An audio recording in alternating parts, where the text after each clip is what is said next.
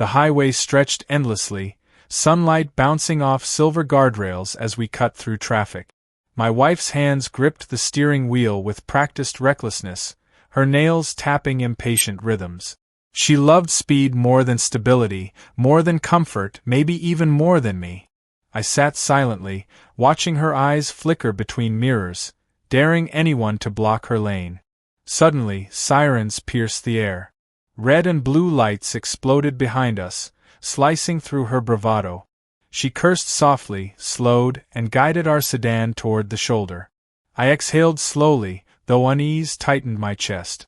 The officer emerged with steady confidence, broad shoulders beneath his crisp uniform, sunglasses hiding his gaze. He leaned into the open window, asking for license, registration.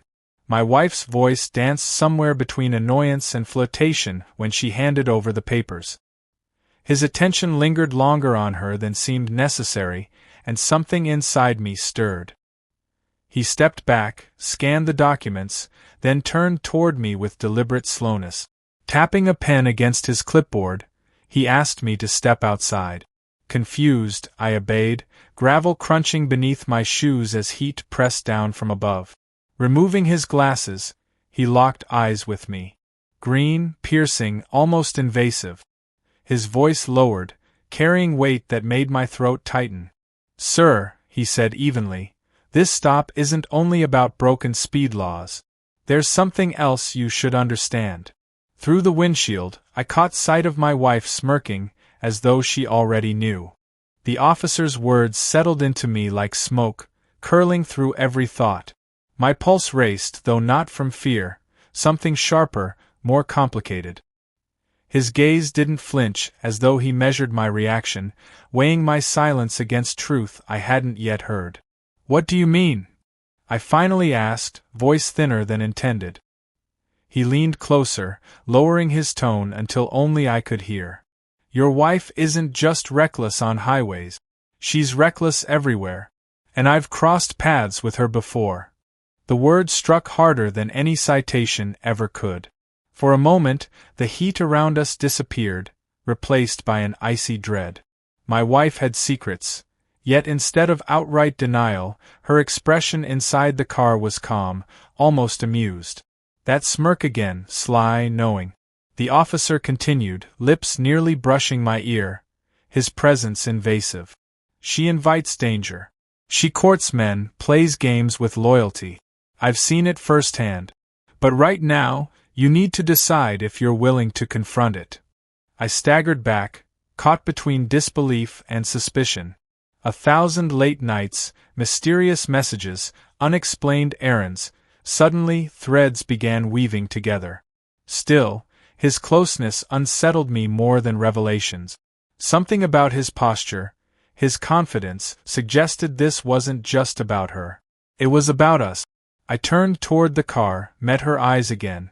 Instead of guilt, she offered a look drenched in challenge, daring me to acknowledge truth or bury it. The officer placed a firm hand on my shoulder.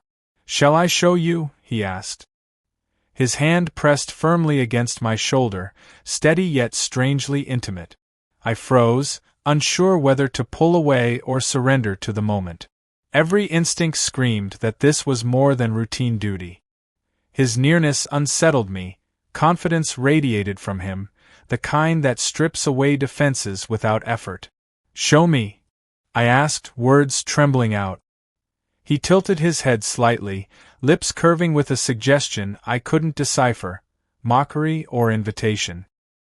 He nodded toward the car where my wife sat, tapping her nails against the steering wheel like an impatient queen awaiting her spectacle. "She's not faithful," he whispered. "But you already know. You've felt it in late nights, in her laughter when she thinks you're not listening, in perfume lingering when she returns home too late. What you don't know is how far she's gone." My chest tightened. I wanted to accuse him of lying, of inventing stories to amuse himself.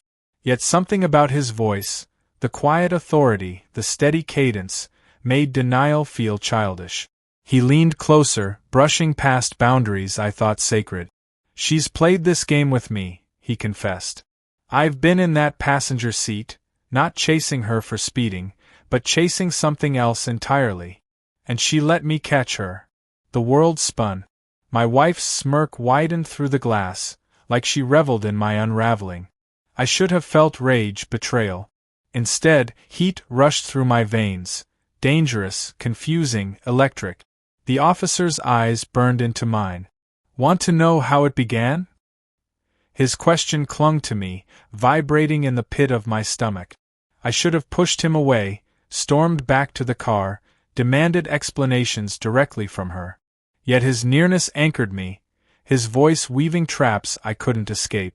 How it began, he murmured, eyes narrowing as though replaying memories. She was restless, wild, chasing something she thought you couldn't give. I stopped her one night for driving too fast. Instead of fear, she gave me laughter, daring me to arrest her. I didn't. I followed her. Every word dragged claws across my chest. Still, I leaned in, craving details despite the poison. She led me into shadows behind gas stations, deserted alleys, places no husband should picture. Her lips were fire, her body unashamed. She wanted danger more than comfort. And I couldn't resist. His tone thickened, heavy with recollection, with lust that hadn't cooled. Through the windshield, my wife's smile widened, like a performer watching her lines delivered flawlessly. She wanted me to hear, to imagine, to burn. The officer's hand slid slightly down my arm, deliberate, testing. You feel it now, don't you? That same pull I felt.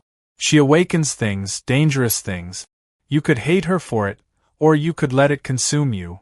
Heat surged through me, shame, arousal, fury colliding until distinctions blurred. My marriage was no longer simply love or betrayal. It was theater, staged by two conspirators, my wife and this man in uniform. And I was the audience or the next participant. The air pressed hot against my skin, though a shiver ran down my spine. His hand remained where it lingered, neither forceful nor hesitant, as if he already knew I wouldn't resist. I wanted to recoil, yet something inside me, dark, forbidden, urged me to stay. She lets herself be claimed, he whispered, voice steady, eyes never leaving mine. And she watches. Always watching. She wanted you to find out like this. She wanted this very moment. Through the windshield, my wife tilted her head, lips parting just slightly. That look carried no shame, only hunger. She was enjoying my unraveling, savoring every flicker of weakness across my face. I clenched my fists, searching for anger, but fury dissolved beneath an unfamiliar heat. His presence was magnetic, dangerous in ways I never expected. I remembered every night I wondered where she was, every excuse she gave, every lie polished with charm. Instead of collapsing, I stood here breathing in her truth, tasting his words, craving clarity even as it scorched me. Do you want to see? He asked, tone lower, almost daring. Do you want to watch her like I did? Or, he paused, stepping closer until his breath brushed my cheek. Do you want to understand why I couldn't stop? My pulse hammered. The boundary between betrayal and desire thinned until I couldn't tell which side I stood on. Inside the car, her smirk deepened. She wasn't afraid of losing me. She wanted me entangled, and I was slipping. The silence between us stretched until even the roar of traffic faded, replaced by the pounding of my heartbeat. His question lingered, heavy, unavoidable. My wife's eyes glimmered through the windshield, a stage light illuminating the theater she had orchestrated. She wanted me tangled in this web, bound not by love but by desire, danger, and humiliation. I could have turned, walked away, left her, left him, left this madness. Yet every part of me quivered with something I hadn't felt in years, raw hunger. Not for her alone.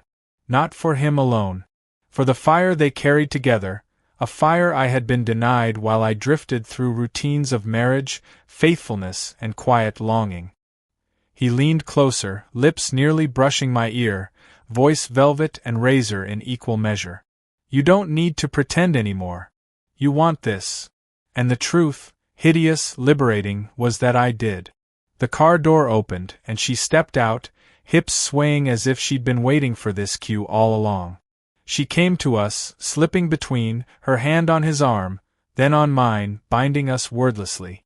The smirk had become something wilder, almost triumphant. I let go. Of reason, of anger, of the man I thought I was. I gave in, pulled by lust, betrayal, and the intoxicating thrill of surrender. Sirens still flashed, though no other cars slowed to watch. Out here, on that shoulder, the world narrowed to 3 bodies colliding in secrets, forever crossing lines that could never be redrawn.